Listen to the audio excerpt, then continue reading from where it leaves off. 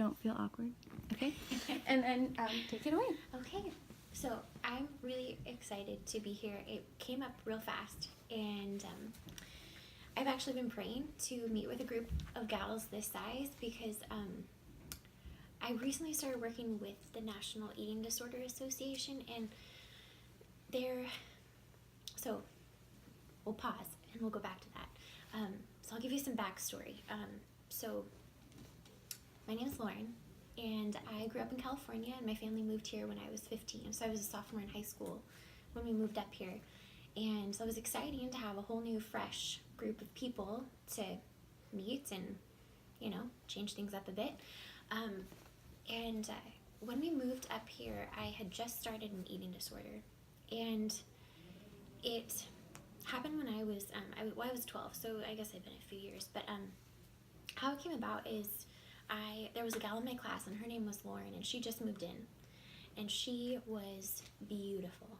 She was blonde. She was tall. She was thin. She was a cheerleader. She was all the things, that, I don't know, movies tell us that, are the thing that the people need to be.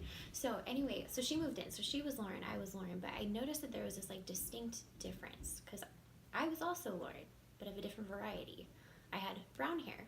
I was shorter. I wasn't thin. I wasn't a cheerleader. I tried to do cheer, but I couldn't remember all the things, so I had to quit that. But I was 12, and I started to see a difference. I was like, wow, okay, she looks like what society tells us that we're supposed to. I didn't use the word society in my mind then, but I was just like, oh, she looks like 17 magazine cover person because she has no hair on her legs, and I don't know how that's even possible. But so I noticed that difference, and so I thought that I'm like a type A person. I like following the rules. I like doing my homework. It's fine with me. So I was like, well, what do I need to do to change? Like, how do I need to become this different version? Because people seem to like that version more. So I was like, well, I just kind of like Meredith said, I was like, well, I'll stop eating. Maybe I'll do that. And I'll dye my hair blonde. That might be an easy way to do it. I wear certain clothes. The magazines are like, have a boyfriend. So I was like, I'll find a boyfriend. So I tried to do things I started to change. Like, this was not my natural self. Like, I had hair on my legs. I had brown hair. I was becoming this version that was not, I didn't really even know if I wanted a boyfriend. I'm not really sure. But I was just listening to these things that were written in magazines, because magazines kind of became my life textbook, how to remove dark circles. I was 12, I don't have dark circles, but for some reason I thought I needed to worry about them. I know they're now, but I didn't then. But it was all these lists of things. There were all these lists in magazines of how your nails should be, all these things that are fun, because makeup's fun, hair is fun. It's fun to be able to change your hair. That's part of the fun thing about being a girl, is that we can morph how we look, and that's fun, but it gets dangerous when it starts to deteriorate how you think about yourself. When you start to think that you're wrong because you don't look like something else, that's bad. That's when it's bad. But if it's something that's fun that you find joy in, that's awesome.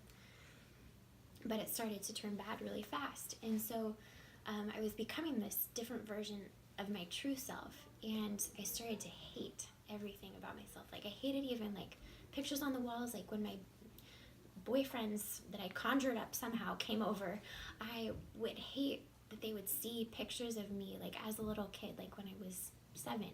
I would hate them seeing that, because no, you can't know that she exists. That is not me. This is me, but not that girl that you see who's 5. No, she doesn't live here. So I started to separate from my heart, who God made me to be, and I didn't realize it was happening because I thought I was doing the right thing. I was following the magazines. I was living according to society. I wanted to be a graphic designer, and I wanted to work on surfboards and snowboards and do the graphic arts on that canvas. But then when I went into college, I still had this mentality, and so I thought I needed to go into the fashion industry. And so I got an internship with Nordstrom, and I started going to fashion shows, not modeling obviously, but working on them, and I was like, okay, that's what I need to do, because all these magazines show me that that's where I should be if I want to be beautiful, if I want to be loved. And so I was on this track, and I had boyfriend after boyfriend and hair color after different hair color and different shoes that like were super uncomfortable and like all these things, and it got me nowhere. Like I got to graduation. So this has been going on. So I was like 12 when it started. When I graduated, I was 22, and I did not know what my reality was. Like, I took this class that talked about, they asked us questions. Like, in school, you kind of are just, a lot of times you're just, I mean, you do think, obviously, but you're kind of just getting to the right answer. A lot of times it can feel like, you know, but I took this one class that actually invited me to think. Like, they asked me, okay, what is reality? Like, have you guys thought about that? It's kind of like mind-blowing when you, like, stop. And what do you mean, what is reality? Like, how can you even ask about that? But like, stop for a moment and like just think, like, what is reality? Like, what is reality made up? It's like, okay, we're a part of a family, you know, like we have our family context, like that's our familial reality. We have friends that like influence us, so that becomes part of our reality. And like society, like, you know, I was listening to what the magazine said in the fashion industry, like that was my reality. And it always felt like something that I could never grasp onto. Like, it felt so fleeting because styles were always changing. I could never keep up, you know. But God intervened in that, like, in that moment where I was questioning. And I was kind of at this, like, blank space, crossroads, you know, kind of place. It's like, what is real? Like, what are we actually living for, and what is this actually, what is this life actually about? Like, because it seems like it's this over here, all of these words, all these thoughts, all of this input that I've been taking in. But God met me there, and he was like, no, there's something more. Like, I'm the reality. And I remembered the Bible. I was like, oh my gosh, the Bible, like, that's the reality that we live according to. And like, I grew up in the church, and I was going to church this whole time, but it didn't penetrate my heart at all. It like did not mean anything to me because I was living according to a different set of rules. It was like I'd read the Bible and I'd go to church and I'd look like I was doing the right thing. I was getting the right grades, but it meant nothing. It meant nothing at all because my heart wasn't rooted in reality, and God is the reality. Like, the Bible is real. Like, that is our foundation, and anything outside of that, like, is not.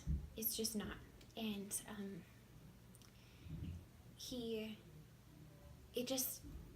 it blew my mind. I didn't even know what to do with that. I was like, well, God's reality, like, it wasn't a Christian class that we were talking about this in. Like, I went to University of Washington. It's pretty liberal and not really like about Jesus there, but so I was wrestling with that, like, in the context of like I was doing a lot of classes that were talking about beauty in our society. Like, it was the Italian nation and culture, and it was talking about where fashion came from. And so in correlation, like parallel to that, like at the same time that I was learning about fashion, I was questioning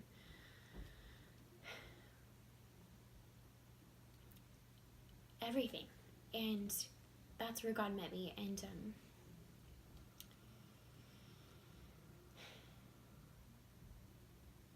then I graduated, and I didn't know what to do next. Like, I was in Bible studies because I was still going to church at this time, and like I was meeting with a group kind of like this of girls in college.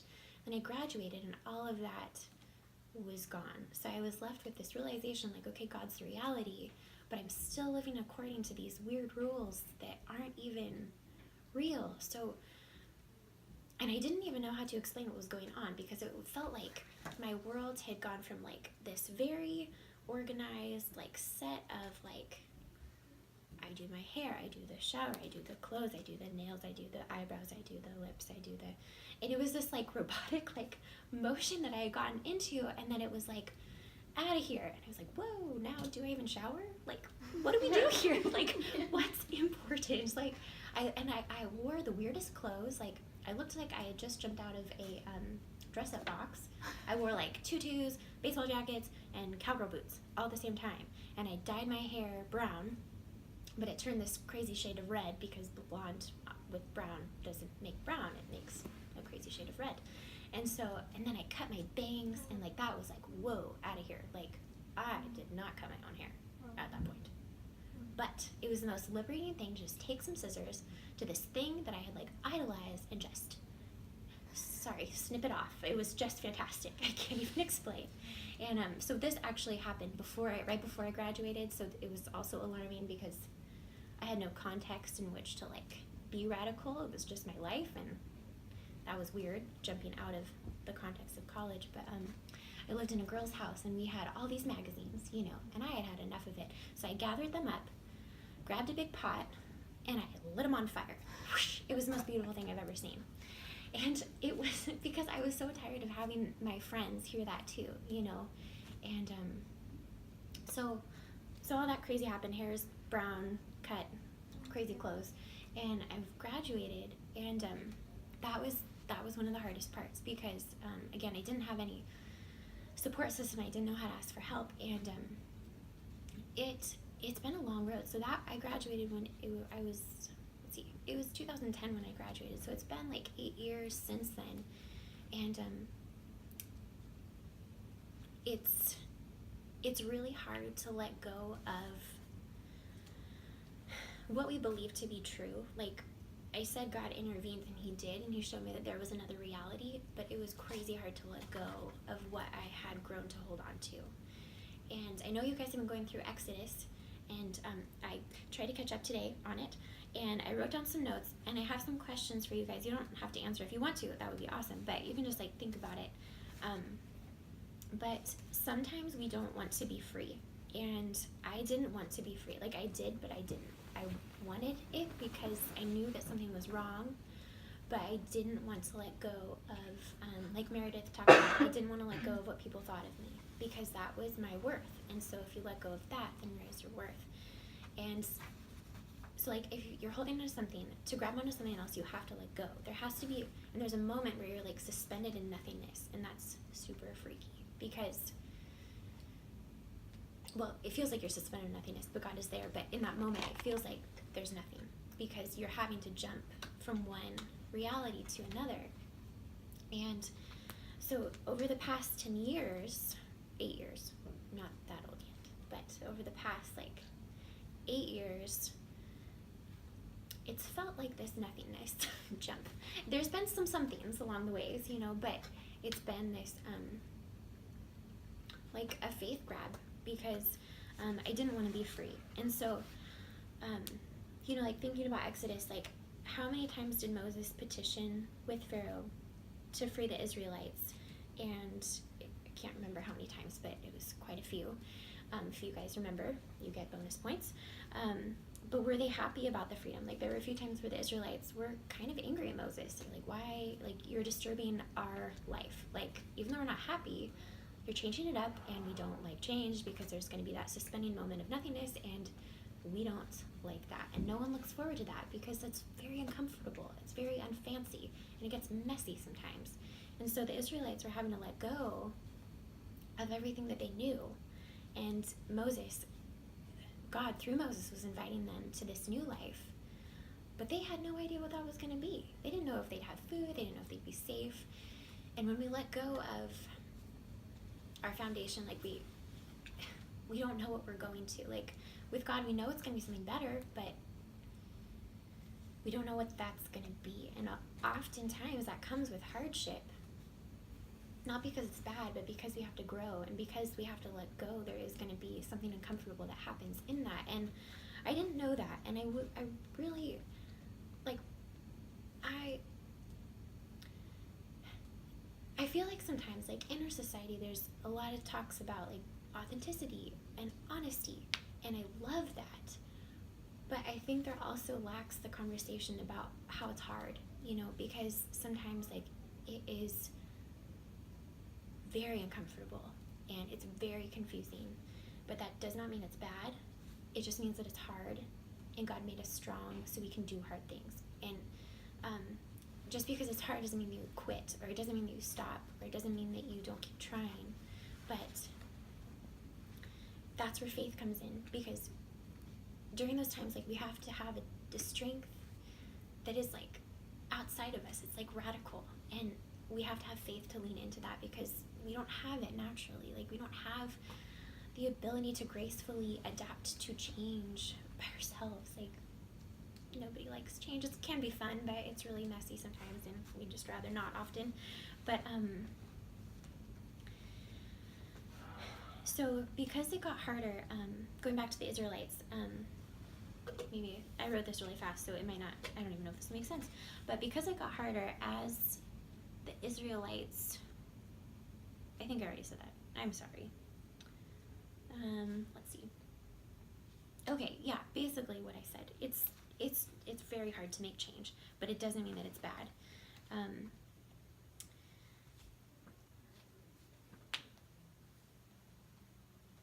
think I already said all my notes. I think it just lived inside of me. That was beautiful.